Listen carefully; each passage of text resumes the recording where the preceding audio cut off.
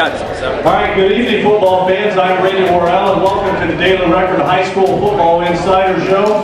A couple weeks ago, we had so much fun here with our first on-site location for the show. We decided to come back to BW3 and try it again. Over the next hour, we're going to have a lot of fun talking football and have an answering question period with teams from Chippewa, Waynedale, Northwestern, and Worcester. Chippewa football team has had another strong season and owns a 6-2 overall record, 3-2 in the WCAL. Could each member of the Chippewa entourage up here introduce themselves? Players, also give your grade and the positions you play. I'm Bailey Frankenstein, 12th grade quarterback. Jerry Bennett, senior wide receiver. Doug Price, I'm a senior, I play linebacker. And I'm Mike Bowling, head coach.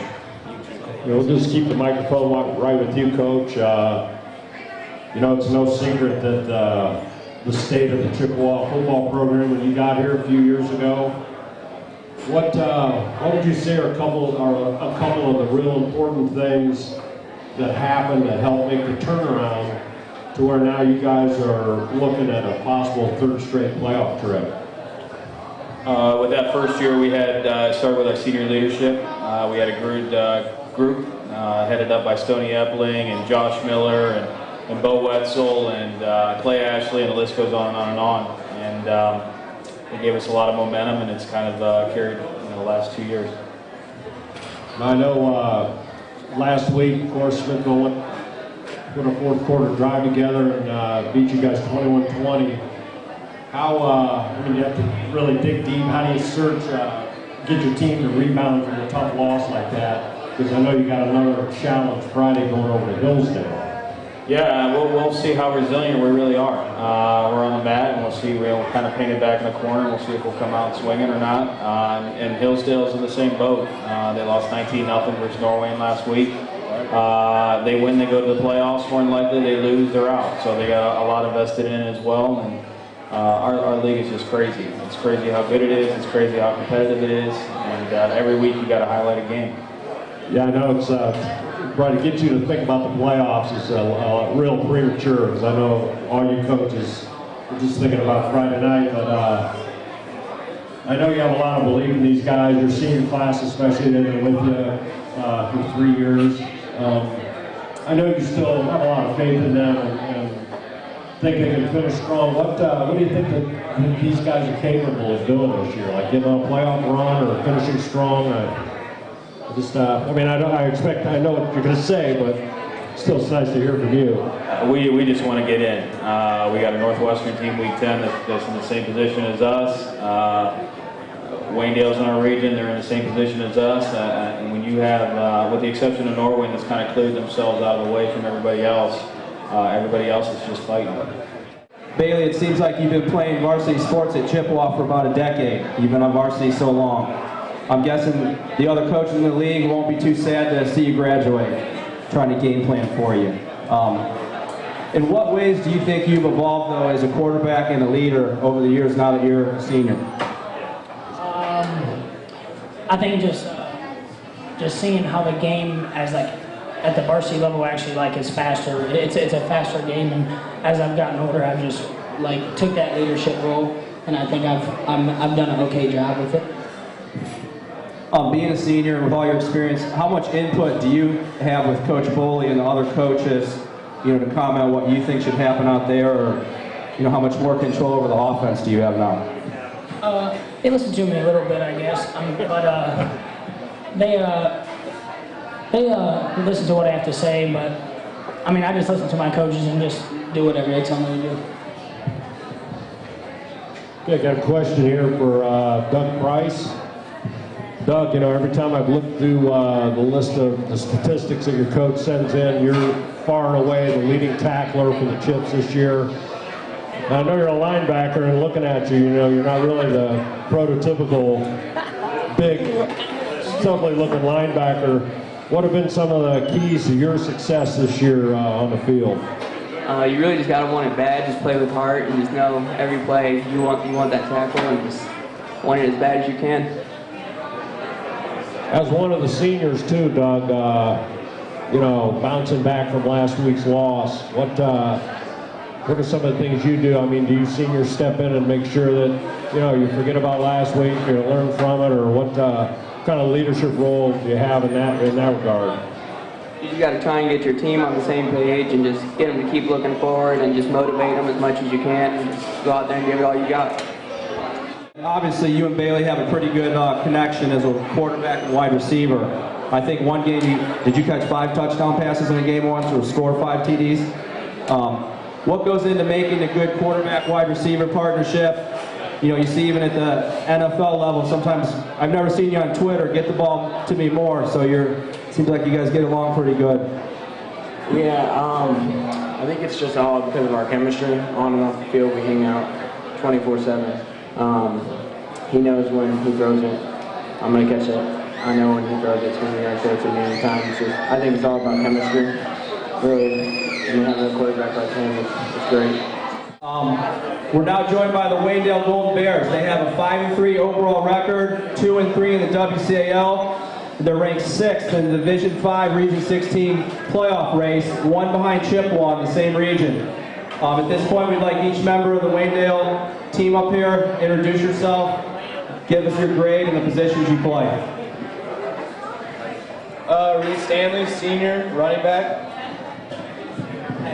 Nick Straswell, I'm a senior, and I'm a running back too. Tristan Anderson, senior, defensive end. Matt Zerker, head coach. Okay, Coach Zerker, these first 2 questions are for you. I've had the pleasure of covering you 3 games this year. I have you coming up Friday night in Ripon for the 4th. But also, in those 3 games, it's been kind of a roller coaster ride for you. You opened up with 3 big wins to start the season, one over Ridgewood, who was 7-1 and solidly in the playoffs. But then you go to Norway, okay, lose a pair of 18-point leads and lose that tough one. But then you come back and maybe play the game of the year against Hillsdale, okay, but then lose back-to-back games at Chippewa and Northwestern. I just want to know what it takes to keep your football team on an even keel when you have so many highs and lows, and also they're coupled with high expectations.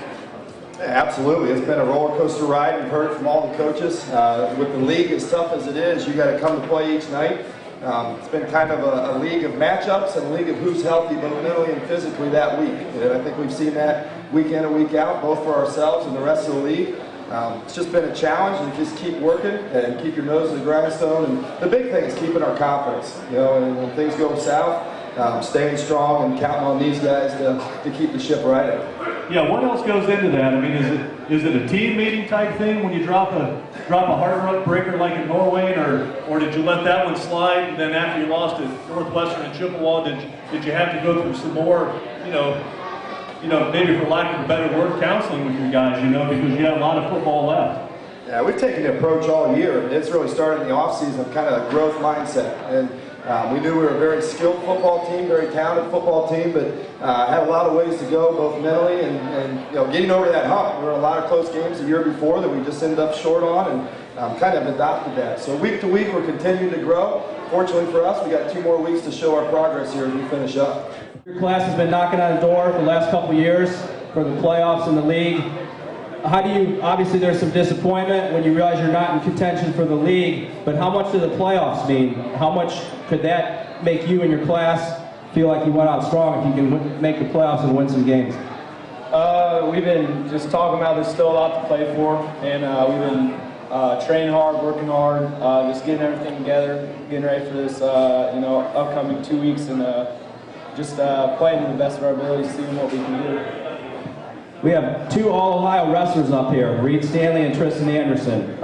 Reed, how does being a wrestler help you on the football field? How does it make you better at the skills needed for football? Just gives me a lot of life skills, like bouncing back and looking forward to the next play, and just the one-on-one matchups that I can you know, trust myself that I'll win that matchup on the field.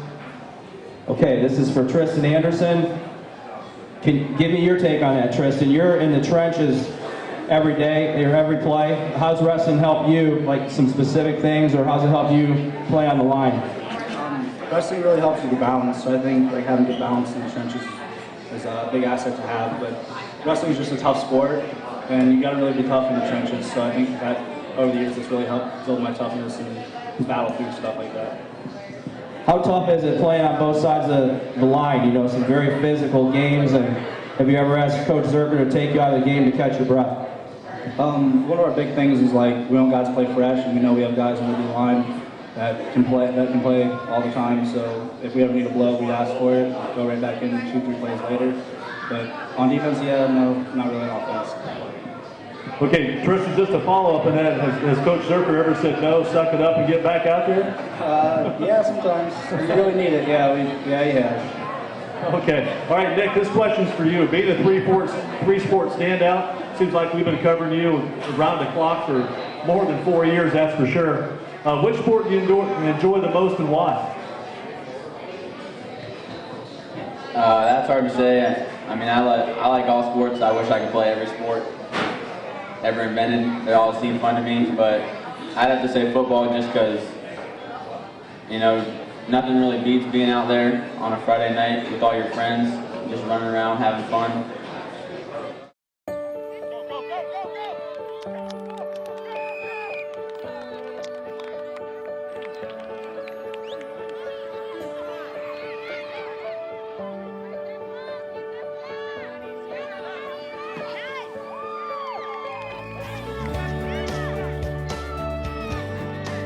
Buffalo Wild Wings Team Up for Kids program is proud to support the Boys and Girls Clubs of America. Join us at buffalowildwings.com/giving.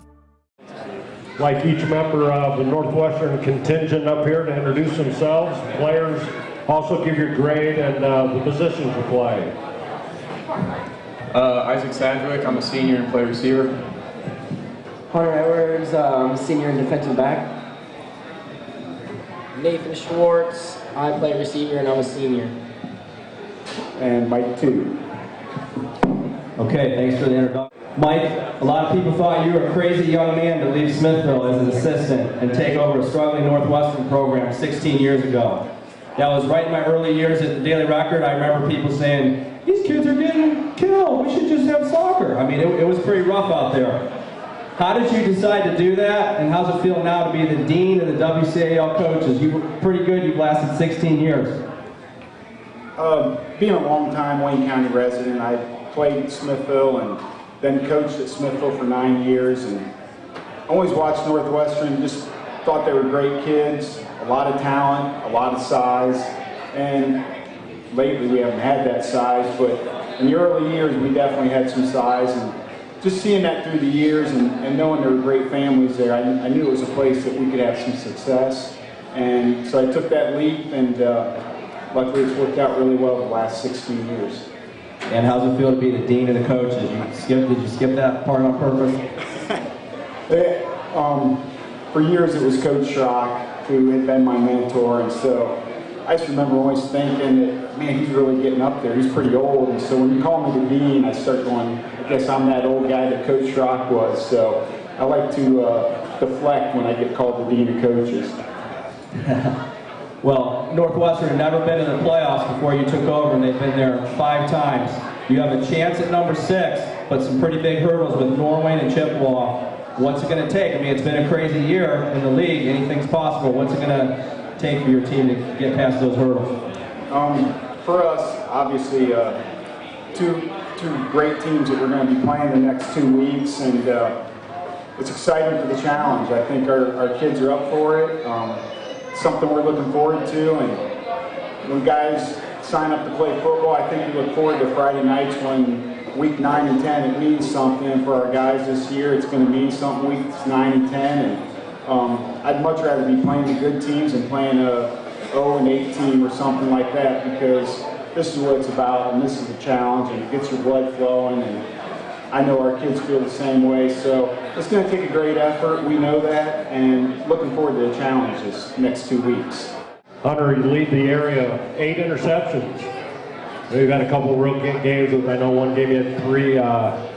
That'd be a career for a lot of defensive backs. What's been the secret this year to having all that many interceptions?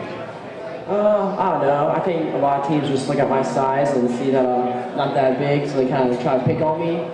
So I just try to make up with quickness, and I just watch a lot of film, try to study how the receivers react and stuff like that. So, I don't know. They see this big guy over here, so they just try to throw it my way. Good answer.